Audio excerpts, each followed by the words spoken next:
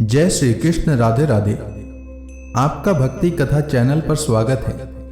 आपका दिन शुभ और मंगलमय हो। आज दिनांक है 13 दिसंबर और दिन शनिवार है। आज पौष कृष्ण पक्ष की नवमी है। आज सूर्योदय का समय सुबह 7:05 और सूर्यास्त का समय शाम 5:26 रहेगा।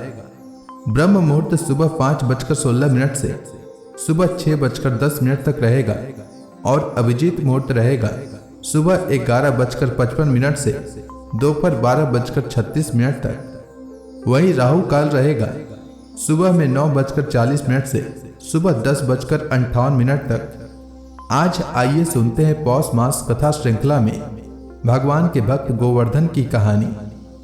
विशालापुरी में रहने वाला युवा पंडित गोवर्धन विद्वान, सदाचारी, पर किंचित अहंकारी और तर्कशील थे। उनकी पत्नी अत्यंत भक्तिमती और पतिव्रता थी। पहले महात्मा के सत्संग से गोवर्धन का जीवन संयमित था, पर लंबे समय तक महात्मा न आने और पड़ोसी नंदराम के कुसंग से वे धीरे धीरे शराब, जुआ और व्यभिचार में डूब गए। पत्नी दुखी होकर रात दिन भगवान से पति के सुधार की प्रार्थना करती रही। उधर दूर एकांत में समाधिस्थ महात्मा को अचानक दिव्य प्रेरणा हुई और उन्हें गोवर्धन की स्थिति का स्मरण हुआया। वे आधी रात विशालापुरी पहुंचे और सीधे उस वेश्यालय तक जा पहुंचे जहां गोवर्धन मदहोशी में पड़ा था।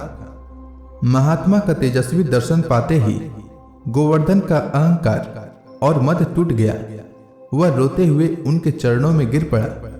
वैश्या मायावती भी महात्मा की कृपा से पश्चाताप में पिघलकर उनके चरणों में गिर पड़ी। महात्मा ने दोनों को पवित्र घोषित किया और समझाया कि भगवान की कृपा सूर्य की तरह पाप रूपी अंधकार को तुरंत नष्ट कर देती है। महात्मा ने बताया कि गोवर्धन का उद्धार उसकी पत्नी की सच्ची भक्ति भरी पुकार के कारण ही संभव हुआ। उन्होंने मायावती को कावेरी तट पर भजन के लिए भेजा और गोवर्धन को घर जाकर अपनी पत्नी को सांत्वना देने का आदेश दिया। घर पहुंचते ही गोवर्धन और उसकी पत्नी रो पड़े। गोवर्धन ने महात्मा की कृपा का वर्णन किया और दोनों ने जीवन प्रभु को समर्पित कर दिया। अगले दिन महात्मा आए और उन्हें हरे राम हरे कृष्ण महामंत्र का उपदेश देकर आशीर्वाद दिया कि अब उनका कभी पतन नहीं होगा। इसके बाद दंपति निष्ठापूर्वक भक्ति में लग गए। अंत में भगवान के प्रत्यक्ष दर्शन प्राप्त कर वे दिव्य धाम को चले गए और नित्य पार्षद गति प्राप्त की। तो प्रेम से बोलिए भगवान विष्णु की जय। अब आइए सुनते हैं पौष मास कथा में भागवत पुराण का आज का अध्याय। श्री मैत्रेय जी कहते हैं, वीरवर विदुर जी, सभी लोगों की कुशल चाहने वाले भृगु आदि मुनियों ने देखा कि अंग के चले जाने से अब पृथ्वी की रक्षा करने वाला कोई नहीं रह गया है। सब लोग पशुओं के समान उच्छृंखल होते जा रहे हैं। तब उन्होंने माता सुनीता की सम्मति से मंत्रियों के सहमत न होने पर भी वेन को भूमंडल के राजपद पर अभिषिक्त कर दिया। वेन बड़ा कठोर शासक था। जब चोर डाकुओं ने सुना कि वही राज सिंहासन पर बैठा है, तब सर्प से डरे हुए चूहों के समान वे सब तुरंत ही जहां तहां छिप गए। राज्यासन पाने पर वेन 8 लोकपालों की ऐश्वर्य कला के कारण उन्मत्त हो गया और अभिमानवश अपने को ही सबसे बड़ा मानकर महापुरुषों का अपमान करने लगा। वह ऐश्वर्य मद से अंधा हो रथ पर चढ़कर निरंकुश गजराज के समान पृथ्वी और आकाश को कंपाता हुआ सर्वत्र विचरने लगा। कोई भी द्विजाति वर्ण का पुरुष कभी किसी प्रकार का यज्ञ, दान और हवन न करे। अपने राज्य में यह ढिंढोरा पिटवाकर उसने सारे धर्म कर्म बंद करवा दिए। दुष्ट वेन का ऐसा अत्याचार देख सारे ऋषि मुनि एकत्र हुए और संसार पर संकट आया समझकर करुणावश आपस में कहने लगे, अहो, जैसे दोनों ओर जलती हुई लकड़ियों के बीच में रहने वाले चींटी आदि जीव महान संकट में पड़ जाते हैं, वैसे ही इस समय सारी प्रजा एक ओर राजा के और दूसरी ओर चोर डाकुओं के अत्याचार से महान संकट में पड़ गई है। हमने अराजकता के भय से ही अयोग्य होने पर भी वेन को राजा बनाया था, किंतु अब उससे भी प्रजा को भय हो गया। ऐसी अवस्था में प्रजा को किस प्रकार सुख शांति मिल सकती है? सुनीता की कोख से उत्पन्न हुआ यह वेन स्वभाव से ही दुष्ट है, परंतु सांप को दूध पिलाने के समान इसको पालने वालों के लिए अनर्थ का कारण हो गया। हमने इसे प्रजा की रक्षा करने के लिए नियुक्त किया था। यह आज उसी को नष्ट करने पर तुला हुआ है। इतना सब होने पर भी हमें इसे समझाना अवश्य चाहिए। ऐसा करने से इसके लिए हुए पाप हमें स्पर्श नहीं करेंगे। हमने जानबूझकर दुराचारी वेन को राजा बनाया था, किंतु यदि समझाने पर भी यह हमारी बात नहीं मानेगा तो लोक के धिक्कार से दग्ध हुए इस दुष्ट को हम अपने तेज से भस्म कर देंगे। ऐसा विचार करके मुनि लोग वेन के पास गए और अपने क्रोध को छिपाकर उसे प्रिय वचनों से समझाते हुए इस प्रकार कहने लगे। मुनियों ने कहा, राजन, हम आपसे जो बात कहते हैं उस पर ध्यान दीजिए। इससे आपकी आयु, श्री, बल और कीर्ति की वृद्धि होगी। राजन, यदि मनुष्य मन, वाणी, शरीर और बुद्धि से धर्म का आचरण करे तो उसे स्वर्गादि शोक रहित लोकों की प्राप्ति होती है। यदि उसका निष्काम भाव हो तब तो वही धर्म उसे अनंत मोक्ष पद पर पहुंचा देता है। इसलिए वीरवर, प्रजा का कल्याण रूप वह धर्म आपके कारण नष्ट नहीं होना चाहिए। धर्म के नष्ट होने से राजा भी ऐश्वर्य से च्युत हो जाता है। जो राजा दुष्ट मंत्री और चोर आदि से अपनी प्रजा की रक्षा करते हुए न्यायानुकूल कर लेता है, वह इस लोक में और परलोक में दोनों जगह सुख पाता है। जिसके राज्य अथवा नगर में वर्णाश्रम धर्मों का पालन करने वाले पुरुष स्वधर्म पालन के द्वारा भगवान यज्ञ पुरुष की आराधना करते हैं, महाभाग अपनी आज्ञा का पालन करने वाले उस राजा से भगवान प्रसन्न रहते हैं, क्योंकि वे ही सारे विश्व की आत्मा तथा संपूर्ण भूतों के रक्षक हैं। भगवान ब्रह्मादि जगदीश्वरों के भी ईश्वर हैं। उनके प्रसन्न होने पर कोई भी वस्तु दुर्लभ नहीं रह जाती।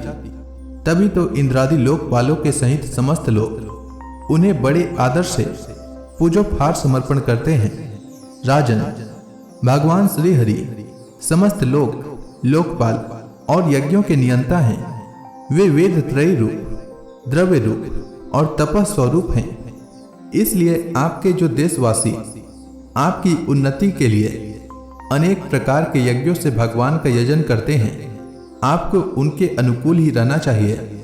जब आपके राज्य में ब्राह्मण लोग यज्ञों का अनुष्ठान करेंगे तब उनकी पूजा से प्रसन्न होकर भगवान के अंश स्वरूप देवता आपको मनचाहा फल देंगे। अतः वीरवर, आपको यज्ञादि धर्मानुष्ठान बंद करके देवताओं का तिरस्कार नहीं करना चाहिए। वेन ने कहा, तुम लोग बड़े मूर्ख हो, खेद है। तुमने अधर्म में ही धर्म बुद्धि कर रखी है, तभी तो तुम जीविका देने वाले मुझ साक्षात भगवान को छोड़कर किसी दूसरे भगवान की उपासना करते हो। जो लोग मूर्खतावश राजा रूप परमेश्वर का अनादर करते हैं, उन्हें न तो इस लोक में सुख मिलता है और न परलोक में ही। अरे, जिसमें तुम लोगों की इतनी भक्ति है वह यज्ञ पुरुष है कौन?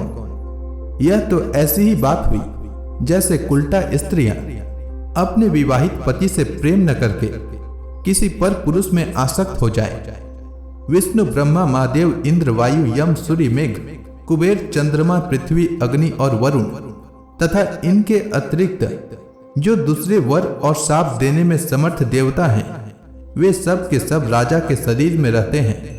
इसलिए राजा सर्वदेवमय है और देवता उसके अंश मात्र हैं। इसलिए ब्राह्मणों, तुम मत्सरता छोड़कर अपने सभी कर्मों द्वारा एक मेरा ही पूजन करो और मुझी को बलि समर्पण करो। भला मेरे सिवा और कौन अग्र पूजा का अधिकारी हो सकता है? श्री मैत्रेय जी कहते हैं, इस प्रकार विपरीत बुद्धि होने के कारण वह अत्यंत पापी और कुमार्गगामी हो गया था। उसका पुण्य क्षीण हो गया था। इसलिए मुनियों के बहुत विनय पूर्वक प्रार्थना करने पर भी उसने उनकी बात पर ध्यान न दिया। कल्याण रूप विदुर जी, अपने को बड़ा बुद्धिमान समझने वाले वेन ने जब उन मुनियों का इस प्रकार अपमान किया, तब अपनी मांग को व्यर्थ हुई देख वे उस पर अत्यंत कुपित हो गए। मार डालो, इस स्वभाव से ही दुष्ट पापी को मार डालो। यह यदि जीता रह गया तो कुछ ही दिनों में संसार को अवश्य भस्म कर डालेगा। यह दुराचारी किसी प्रकार राज सिंहासन के योग्य नहीं है, क्योंकि यह निर्लज साक्षात यज्ञपति श्री विष्णु भगवान की निंदा करता है। अहो, जिनकी कृपा से इसे ऐसा ऐश्वर्य मिला, उन श्रीहरि की निंदा अभागे वेन को छोड़कर और कौन कर सकता है। इस प्रकार अपने छिपे हुए क्रोध को प्रकट कर उन्होंने उसे मारने का निश्चय कर लिया। वह तो भगवान की निंदा करने के कारण पहले ही मर चुका था, इसलिए केवल हुक्कारों से ही उन्होंने उसका काम तमाम कर दिया। जब मुनिगण अपने अपने आश्रमों को चले गए, तब इधर वेन की शोकाकुला माता सुनीता मंत्रियों के बल से तथा अन्य युक्तियों से अपने पुत्र के शव की रक्षा करने लगी। एक दिन वे मुनिगण सरस्वती के पवित्र जल में स्नान कर अग्निहोत्र से निवृत्त हो नदी के तीर पर बैठे हुए हरि चर्चा कर रहे थे। उन दिनों लोकों में आतंक फैलाने वाले बहुत से उपद्रव होते देखकर वे आपस में कहने लगे, आजकल पृथ्वी का कोई रक्षक नहीं है, इसलिए चोर डाकुओं के कारण उसका कुछ अमंगल तो नहीं होने वाला है। ऋषि लोग ऐसा विचार कर ही रहे थे कि उन्होंने सब दिशाओं में धावा करने वाले चोरों और डाकुओं के कारण उठी हुई बड़ी भारी धूल देखी। देखते ही वे समझ गए कि राजा वेन के मर जाने के कारण देश में अराजकता फैल गई है, राज्य शक्तिहीन हो गया है और चोर डाकू बढ़ गए हैं। यह सारा उपद्रव लोगों का धन लूटने वाले तथा एक दूसरे के खून के प्यासे लुटेरों का ही है। अपने तेज से अथवा तपोबल से लोगों को ऐसी कुप्रवृत्ति से रोकने में समर्थ होने पर भी ऐसा करने में हिंसा आदि दोष देखकर उन्होंने इसका कोई निवारण नहीं किया। फिर सोचा कि ब्राह्मण यदि समदर्शी और शांत स्वभाव भी हों, तो भी दिनों की उपेक्षा करने से उसका तप उसी प्रकार नष्ट हो जाता है जैसे फूटे हुए घड़े में से जल बह जाता है। फिर राजर्षि अंग का वंश भी नष्ट नहीं होना चाहिए, क्योंकि इसमें अनेक अमोघ शक्ति और भगवत परायण राजा हो चुके हैं। ऐसा निश्चय कर उन्होंने मृत राजा की जांघ को बड़े जोर से मथा, तो उसमें से एक बौना पुरुष उत्पन्न हुआ। वह कौवे के समान काला था। उसके सभी अंग और खासकर भुजाएं बहुत छोटी थी, जबड़े बहुत बड़े, टांगे छोटी, नाक चपटी, नेत्र लाल और केस तांबे के से रंग के थे। उसने बड़ी दीनता और नम्रता भाव से पूछा कि मैं क्या करूं? तो ऋषियों ने कहा, निषेध, बैठ जा। इसी से वह निषाद कहलाया। उसने जन्म लेते ही राजा वेन के भयंकर पापों को अपने ऊपर ले लिया, इसलिए उसके वंशधर नैषाद भी हिंसा, लूटपाट आदि पाप कर्मों में रत रहते हैं। अतः वे गांव और नगर में न टिककर वन और पर्वतों में ही निवास करते हैं। तो इसी के साथ यह अध्याय समाप्त हुआ। तो प्रेम से बोलिए भगवान विष्णु की जय, समस्त देवी देवताओं की जय। इसके आगे की कथा मैं कल के पौष मास कथा में सुनाऊंगा। तब तक के लिए भगवान श्री हरि विष्णु का नाम जपते रहें।